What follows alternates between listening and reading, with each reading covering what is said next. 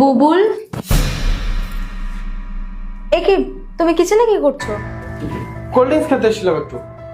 তুমি তো একটু আগেই খেয়েছো না? আরে ওই একটু পিপাসা পাচ্ছিল তো ভাবলাম যাওয়ার আগে একটু কোল্ড ড্রিঙ্কস খেয়ে নিই। আচ্ছা ঠিক আছে, অনেক লেট হয়ে যাচ্ছে, তাড়াতাড়ি চলো। হ্যাঁ আমি রেডি, চলো।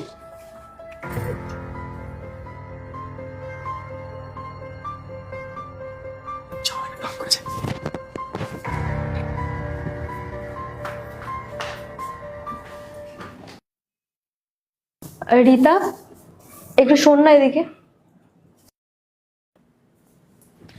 হ্যাঁ দিদি, বলো। তোর জন্য না একটা গুড নিউজ আছে। আসলে সামনের মাসেই আমার প্রমোশন হচ্ছে, তাই ভাবছিলাম যে তোর স্যালারিটা একটু বাড়িয়ে দেবো।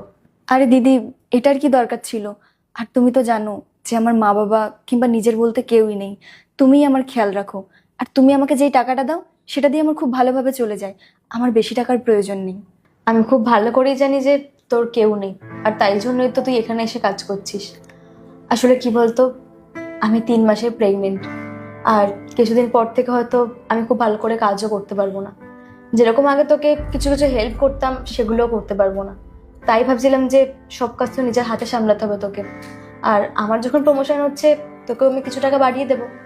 আর শোন, আমার যখন বেবি হবে না, তুই দেখিস, তোকে আমি ছোট মা বলে ডাকতে শেখাবো। দিদি, তুমি আমাকে এতটা ভালোবাসো?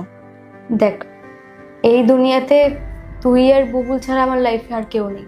আর তোকে আমি ছোট বোনের মতন মনে করি, আমার পরিবারের একজন মনে করি। তাই তোকে বলছি, তোকে আমি অনেকটা ভালোবাসি। কখনো আমাকে ধোকা